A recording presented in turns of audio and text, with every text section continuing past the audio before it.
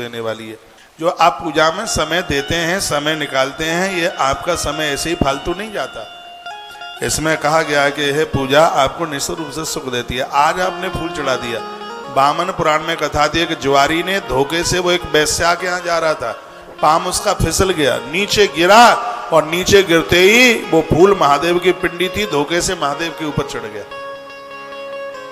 उसके प्राण निकल गए। यम के दूध घसीट कर उसको लेके चले गए उसे। यमराज के वामन पुराण की कथा है।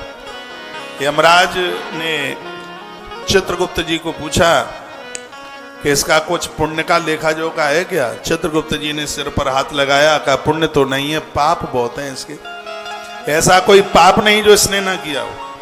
यमराज ने कहा थोड़ा सा देख लो बारीकी से, कोई पुण्य तो नहीं हो गया है। तो ठीक से रजिस्टर खोल करके देखा गया तो उसमें इतना सा पुण्य था कि मरते समय धोखे से जब नीचे गिर रहा था तो हाथ शंकर की पिंडी पर गिरा, फूल महादेव के ऊपर चढ़ गया। चित्रगुप्त जी ने बोला ताली मत बजाना, बिल्कुल आओ। यमराज ने कहा तो इसका फल कितना सा है? चित्रगुप्त ने कहा फल इतना सा है कि एक घंटे के लिए इसको इंद्रासन मिलना चाहिए। अब आप कहोगे हमने तो बड़े फूल चढ़ाए तो हम तो पक्के इंद्रासन पर बैठे ही जाएंगे, नहीं बैठ पाओगे। आप कहोगे तो वो कैसे बैठ गया? उसने फूल चढ़ाने के बाद फिर कोई कुकर्म नहीं किया, झूठ नहीं बोला, वो तो सीधे मर गया बिल्कुल। फिर उसने संसारिक कोई काम ही नहीं किया। सीधी सी बात है कि शुभ कर्म करने के बाद फिर कभी अशुभ नहीं करता, भगवान उसी की पूजा को स्वीकार करते हैं। ऐसा नहीं कि मंगलवार को हनुमान चालीसा और बुधवार को दे पगुआ दे पगुआ दे पगुआ। शुभ करने के बाद फिर कभी अशुभ मत कीजिए। ऐसे देश में बहुत लोग हैं, मंगलवार को व्रत करते हैं, गुरुवार को मछली खाते हैं, ऐसे मुझे भी मिलते हैं। सोमवार को व्रत करते हैं, बुधवार को शराब पीते हैं।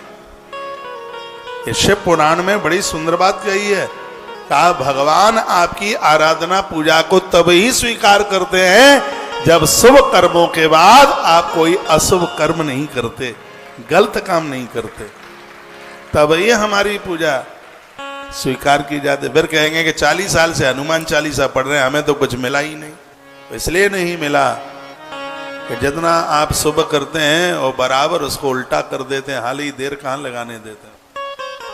पूजा में बैठते हैं तो तुलसी चरणों तक लेते हैं, और बाजार में मौका मिल जाए दोस्त के साथ तो लाल परी की बोतल खोलने में भी देर नहीं लगती।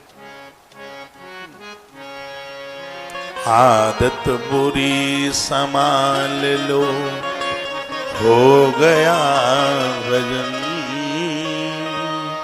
मन की तरंग मार लो, बस हो गया भजन। आदत बुरी संभाल लो, हो गया भजन। भजन की परिभाषा में गुरु नानक देव ने कहा कि आदतों में सुधार होना चाहिए। जो बिगड़ी हुई आदतें हैं उनको संभालिए, ऐसा वर्णन किया गया। पूजा की बड़ी महिमा, क्या सुंदर बात कही है। आपने पूजा की है तो उसका फल तत्काल मिलता है, लेकिन शुभ कर्म करने के बाद कुछ अशुभ मत कीजिए, गलत मत कीजिए। तो देखिए कि एक आप तत्काल मिलता है।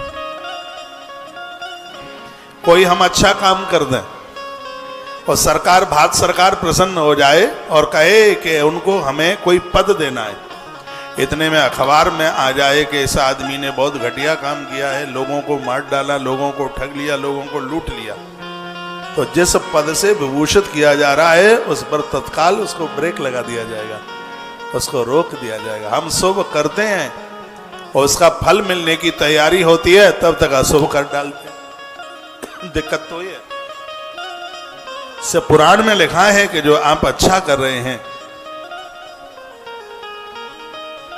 बिल्कुल भी घटिया मत कीजिए, गलत मत कीजिए।